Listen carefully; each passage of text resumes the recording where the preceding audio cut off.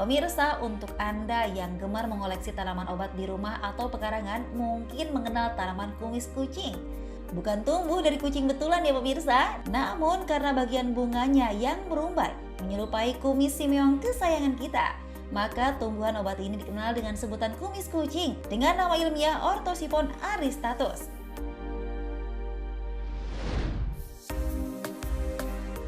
Tanaman kumis kucing adalah tanaman obat asli Indonesia yang termasuk dalam famili Lamiaceae dengan ciri batang basah dan tegak. Di berbagai wilayah, tanaman berbunga putih ini memiliki nama berbeda, yaitu remucung di Jawa Tengah dan Jawa Timur, songot koceng di Madura, dan giri-giri marah di Sumatera. Oleh masyarakat tanah air, daun tanaman ini telah digunakan sebagai obat sejak zaman nenek moyang untuk meringankan berbagai keluhan penyakit.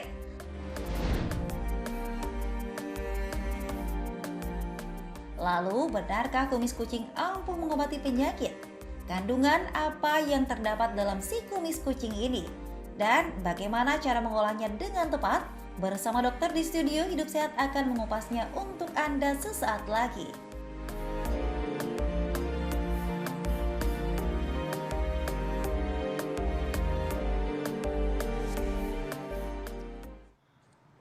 Iya, bagi pemirsa sekalian yang belum tahu kumis kucing, ya mirip-mirip kayak Intan tadi yang belum tahu katanya. Kok jadi Intan ya? Nah, ini ada di depan Intan sekarang kumis kucing. Ternyata nggak ada kucingnya, tapi kumisnya yang ada. Iya, nah, kali ini kita dia akan bahas bersama dengan Dokter Mutara, dokter herbal. Ya. Halo dokter, apa kabar? Selamat pagi. Dokter, ini di depan aku ini ya, kumis kucing ya? Betul, ini kumis kucing.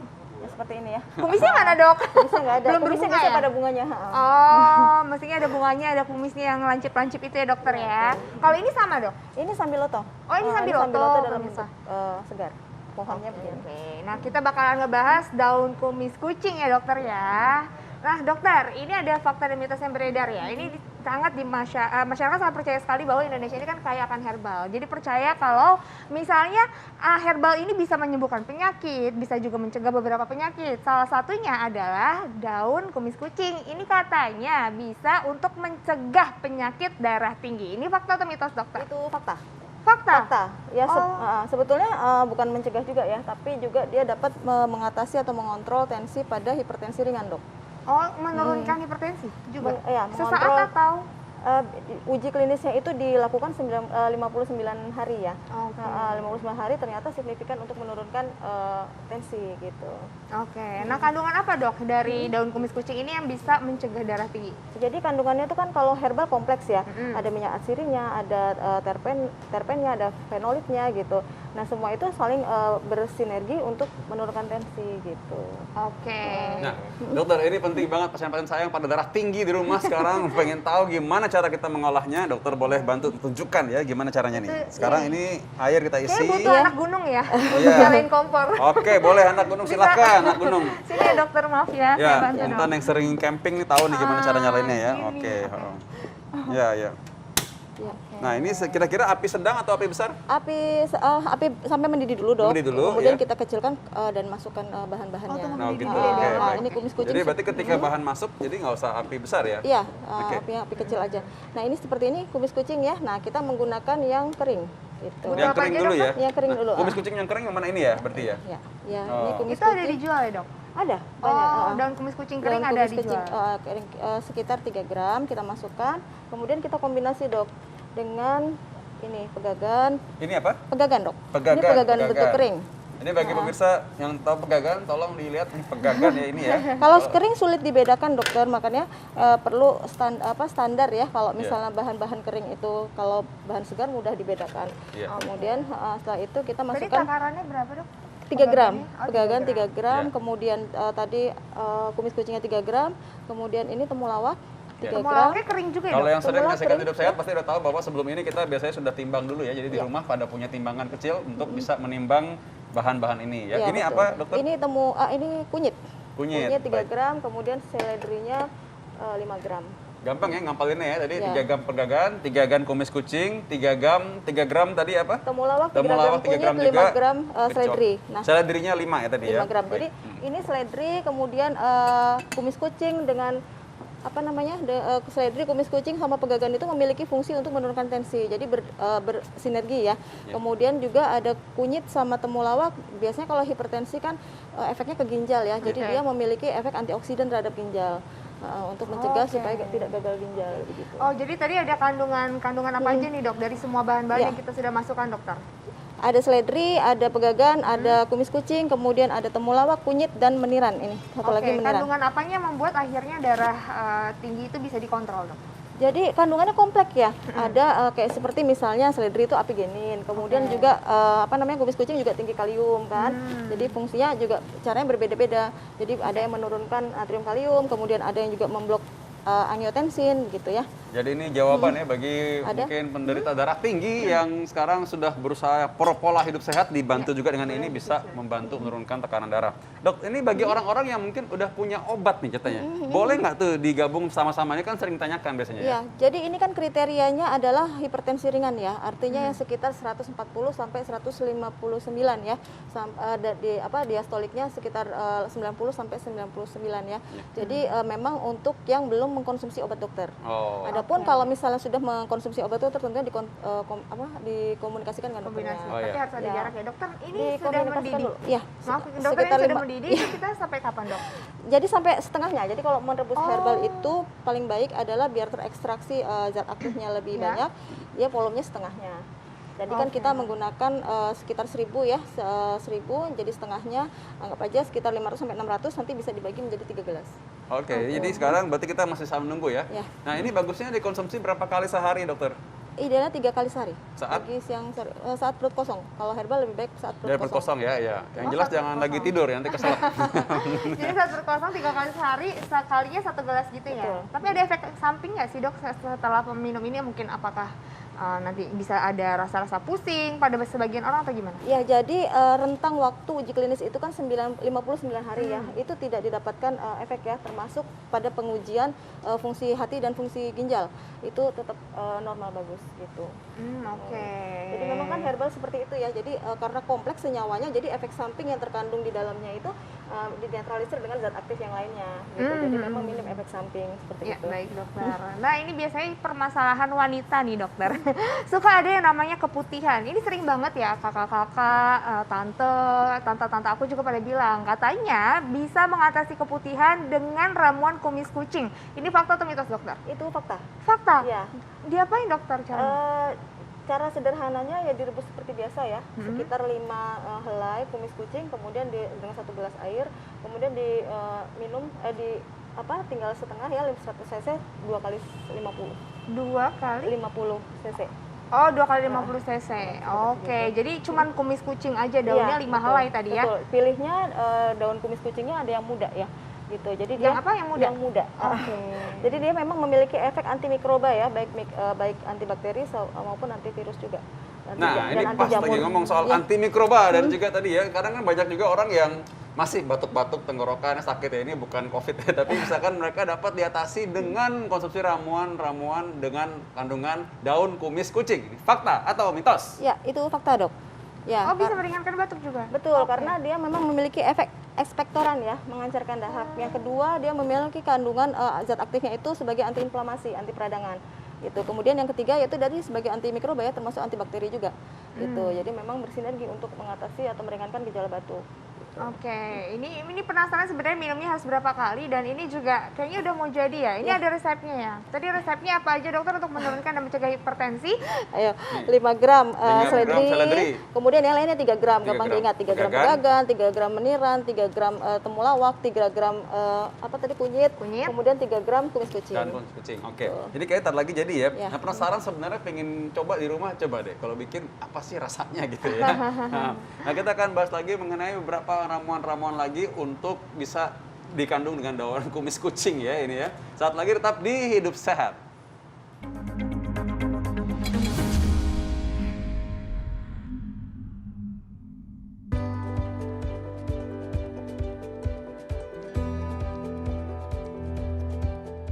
Sebelum adanya ilmu medis yang semakin hari semakin berkembang pesat, ternyata pengobatan kesehatan diawali dengan meracik ramuan herbal atau jamu.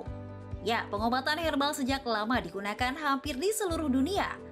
Pengobatan herbal tak kalah berkhasiat dari obat konvensional. Nah, berikut ini ada tanaman herbal yang populer di dunia. Pertama ada ginseng. Tumbuhan herbal sejak berabad lalu dipercaya menjadi obat hebat andalan di beberapa negara Asia hingga Amerika. Jenis ginseng populer salah satunya adalah Panax ginseng dan Panax quinquefolius. Kedua ginseng asal Tiongkok dan Amerika ini bisa dimanfaatkan untuk mengurangi peradangan, meningkatkan energi hingga kekebalan tubuh. Ginseng bisa disajikan dengan merendam di dalam minuman hangat seperti teh. Selanjutnya adalah ginkgo biloba. Tanaman yang memiliki daun berwarna hijau ini berasal dari pohon maidenhair. Ya, ginkgo sejak ribuan tahun lalu sudah dimanfaatkan sebagai pengobatan herbal di Tiongkok. Bahkan ginkgo hingga kini dijadikan sebagai suplemen yang banyak diburu oleh masyarakat Tiongkok loh pemirsa. Umumnya, orang menggunakan ginkgo di bagian daunnya. Tanaman herbal ini dipercaya memiliki kandungan antioksidan yang tinggi, sehingga dimanfaatkan untuk penyakit jantung, demensia, kesulitan mental, dan disfungsi seksual. Lalu ada pula rempah kunyit. Kunyit sejak lama dimanfaatkan sebagai rempah makanan. Namun kini, kandungan kurkumin dalam kunyit memiliki antiinflamasi yang manjur, sehingga dimanfaatkan sebagai ramuan herbal. Ya, ramuan herbal atau jamu seringkali memanfaatkan kunyit sebagai salah satu bahan dasar. Kandungan lain dari kunyit yaitu antimikroba dan imunomodulator sangat baik untuk menangkal virus. Dengan rutin mengkonsumsi ramuan kunyit dipercaya bisa mengatasi gejala pilek hingga peradangan kronis. Terakhir ada jahe. Jahe ternyata juga masuk dalam ramuan herbal populer di dunia. Selain bisa menghangatkan tubuh, khasiat jahe juga dapat meningkatkan imunitas kita. Rimpang yang sudah lama dimanfaatkan untuk jamu tradisional ini juga mampu mengobati gangguan pernapasan loh pemirsa. Selain itu, ramuan jahe juga bisa menghilangkan rasa mual serta menurunkan hipertensi. Nah, banyak sekali khasiat dari tanaman herbal. Nah, pemirsa, itulah tadi sederet tanaman herbal populer di dunia.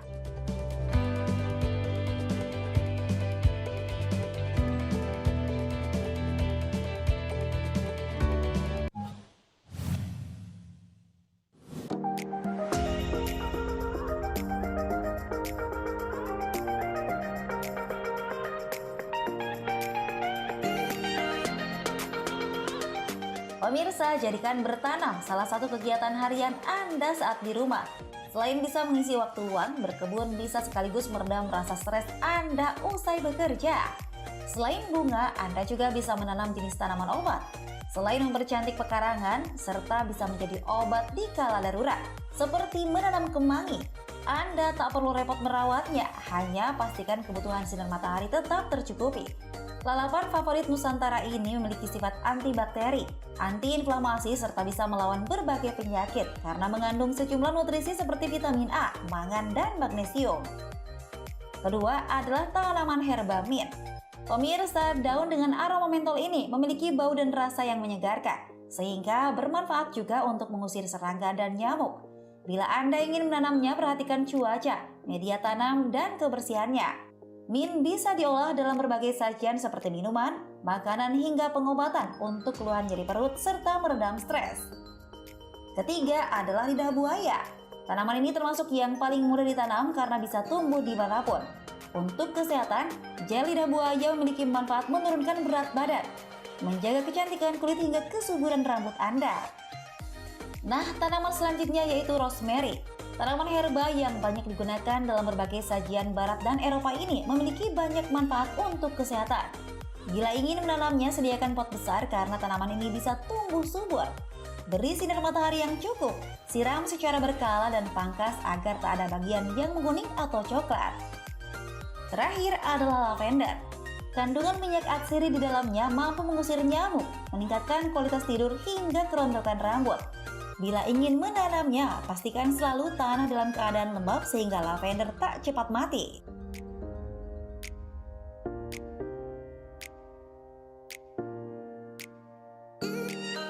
Iya pemirsa, itulah dia tadi ya beberapa tanaman herbal yang bisa kita tanam sendiri di rumah. Enak banget ya dokter ya. Yes. Tadi ada yang cantik banget lavender, jadi bisa ditanam di rumah, bisa langsung dipetik, bisa dapetin manfaatnya dok ya. Enak banget kalau Untungnya itu. Indonesia banyak banget tanaman herbal dan kita untungnya hari ini kita bahas salah satunya untuk ramuan hipertensi kali ini ya, darah Iya. tinggi. Tadi udah jadi nih, coba tunjukkan dulu dokter ini mungkin ya supaya orang tahu dulu ya hasilnya seperti ini ya. Nah ini memang kalau dilihat dia agak pekat tapi warnanya lebih terang juga. Ya ini baunya nggak terlalu kecium karena pakai masker. Nah, tapi baunya sih kalau mirip-mirip teh sebenarnya ya, mirip-mirip teh. Ya, daun makanya teh. dikenal dengan Java tea, Dok. Jadi orang Eropa, orang India itu biasa mengkonsumsi kumis kucing ini di herbal tea namanya, malah dikenal dengan nama Java tea. Jadi teh Jawa gitu ceritanya ya. teh Malah dia nggak tahu tuh kumis kucing. Mungkin kalau dibilang kumis kucing dia geli kali. Apa nih kumis kucing dimasak gitu kali ya.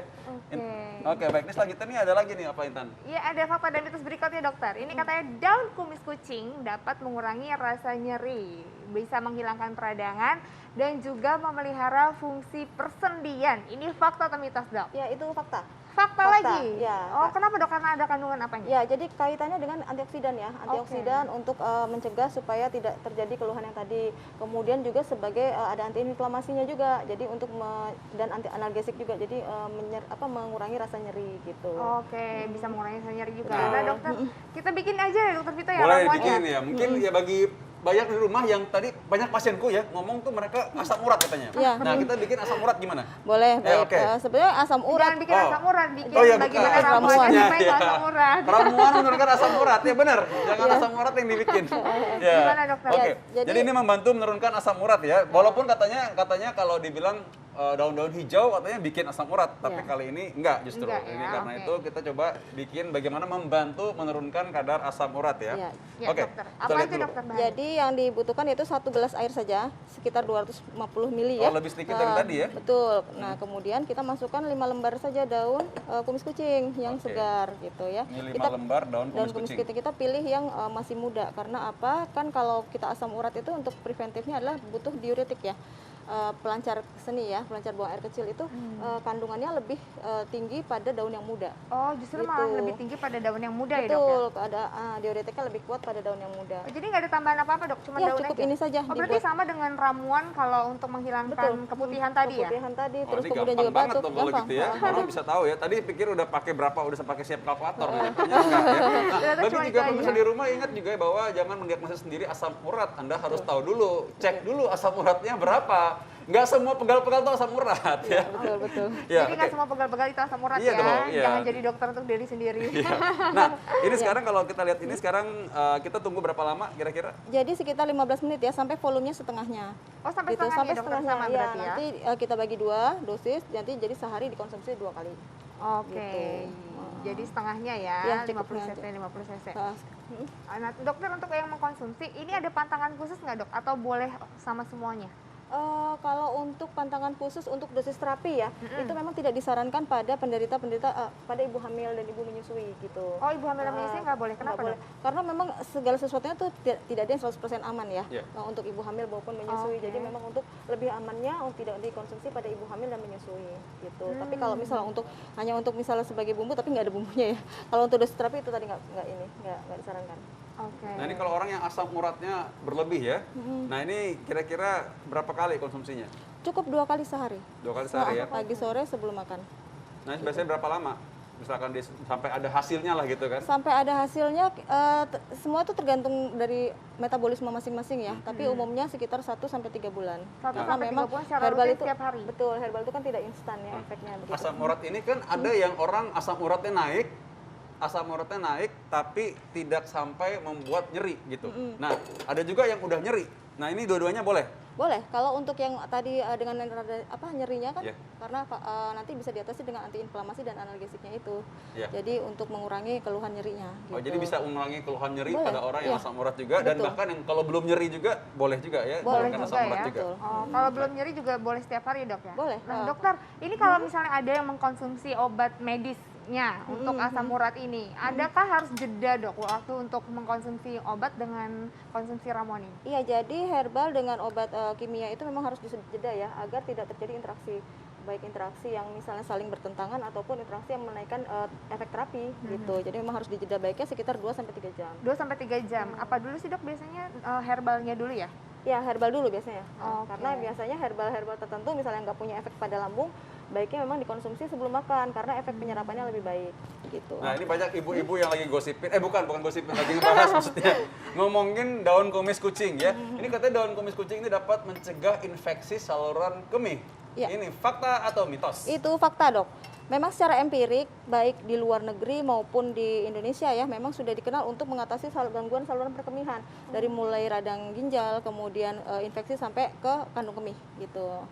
Karena memang memiliki efek diuretik. Kan kalau misalnya orang dengan kurang minum kan resiko ya terjadinya infeksi saluran kemih. Nah ini sifatnya diuretik, jadi dia menggelontor, seperti menggelontor cairan gitu. Oke. Tapi ada efek kayak jadi sering ke belakang Iya, terus nggak, Dok? iya betul. Karena kan sifatnya diuretik. Yang pertama itu, yang kedua dia memiliki efek sebagai antibakteri gitu. Jadi dapat digunakan untuk mengatasi infeksi saluran perkemihan. Oke, baik. Ini kalau misalkan kita lihat ya, ini sebenarnya kita bisa lihat ya kalau misalkan ini panas nggak? Enggak. Oke, Nggak ya. kita Panas tuang nggak? aja dokter. Mau dituang. Iya. Soalnya pakai itu nanti Lama. jadinya masih episode selanjutnya yang masih baru jadi ya. Iya, oke. Maksudnya kayak gini. Oh, ini warnanya lebih light daunnya ya? harus dikonsumsi nggak apa biarin aja memang? Sudah diekstrak Jadi di ekstrak dalam ya, itu daunnya dalam sebenarnya udah. air. Oke, baik. Ya. Oke. Nah, ini boleh dicampur apa aja? Misalkan kalau ada pingin campur madu gitu. Boleh, madu boleh, atau pakai stevia, daun stevia boleh. Oh, pakai Sebagai misalkan pemanis agak pakai alami, gula-gula, betul. pakai gula masih bisa juga ya, Ya, walaupun dalam ada sedikit ya. Gula aren sebaiknya. Gula aren. Ah. Oh, gula aren lebih baik ya daripada ini. Gimana aromanya, coba. Dokter Vito? Nah, ini aromanya dibandingkan yang tadi ini lebih ringan ya. Oh, lebih ringan. Lebih ringan. Memang kayak teh, tapi tehnya lebih ringan juga. Ya mungkin kalau campurnya lebih sedikit kali ya. Iya, karena Cuman- itu kan tunggal ya, Iya. tidak dikombinasikan. Kalau ini tadi kan dari beberapa bahan, jadi otomatis wanginya kan campur jadi satu. Oke, nah dokter, tapi kalau pagi-pagi nih biasanya kan kita suka ngeteh. Boleh ini jadi pengganti teh pagi-pagi nggak sih, Dok? Nanti buang air kecil. Terus buang air terus. kecil terus dong. Iya, jangan Iya. berartinya ya, Dok ya. Jadi kalau herbal itu kan sifatnya homeostasis ya, artinya dikonsumsi jika ada keluhan. Iya. Pada saat tidak ada keluhan ya tidak usah Jadi mengkonsumsi. kalau misalkan malam-malam juga dihindari kalau gitu ya. Jangan Iya, timnya betul. malam-malam jam Betul. 12 gitu ya. Oke, baik. Kebangun Terima terus kasih nanti dokter ya. sudah memberikan kita resep untuk bisa dilakukan di rumah oleh pemirsa juga ya. Ini herbal Indonesia dan tentunya Indonesia ini kan katanya Kaya. tongkat dan kayu pun jadi tanaman. Nah, Itu dia. salah satunya nih jadi kumis kucing. Kumis kucing jadi obat juga ya, Dokter. Yes. Makasih banyak, Dokter Mute. Terima kasih, Teh. Dokter. Oke. Ini menarik sekali. Kita masih memiliki beberapa informasi menarik berikutnya. Tentu saja tetap besok ya, Senin sampai Jumat kita masih ada di pukul 9 waktu Indonesia Barat sampai pukul 10. Yes, Saya Dr. Vito pastinya. Damai, Saya Intan Samadina. Indonesia hidup Hidup sehat. sehat.